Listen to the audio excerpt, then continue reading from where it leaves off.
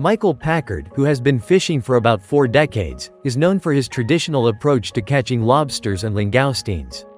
Rejecting the use of nets or traps, he prefers to catch crustaceans solely by hand. Michael believes that this method allows him to select larger specimens. As usual, one morning, the boat set out on a sea journey with Michael and his crew. Wearing a wetsuit and taking his scuba gear, Michael submerged into the ocean depths, where the depth reached about 11 meters, and visibility was around 6 meters. While exploring the bottom in search of lobsters, Michael suddenly felt a powerful jolt, after which he was surrounded by complete darkness.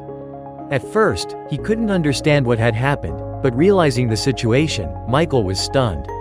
He found himself in the mouth of a huge sea creature, and worse still, he had lost his breathing tube as a result of the collision. In absolute darkness, he managed to feel around for the hose, and Michael was able to breathe. The man was completely trapped and could only move his hands. As he felt the surface around him, he was relieved to realize that it was not a shark. He couldn't feel any teeth. Thus, Michael understood that he had been swallowed by a whale. Michael began to hope for rescue, realizing where he was. But soon the whale began to move, and the man's hopes for salvation diminished. He prepared for his fate, ironically contemplating his unusual demise. Nevertheless, the whale realized that it had swallowed something inedible. Michael felt the whale shake its head, open its mouth, and he shot out like a cork. Upon reaching the surface of the water, he could hardly believe his luck, realizing that he was still alive.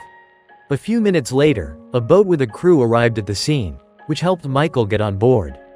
His co-workers joyfully patted him on the back, astonished by his return, as they had almost lost hope of seeing him again. The situation was dangerous not because a whale could swallow a person. These sea giants have too narrow a throat for that.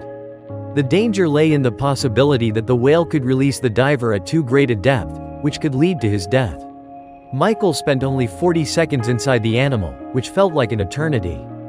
After the incident, Michael was immediately taken to a medical facility. The entire hospital staff gathered around the unusual patient. One of the nurses even asked him to suggest lucky numbers for the lottery. The man shared his stories, although he remained in the hospital for only a few hours, as no serious injuries were found, apart from a dislocated knee and numerous bruises. Nevertheless, Michael is not planning to give up his profession, despite his wife's objections.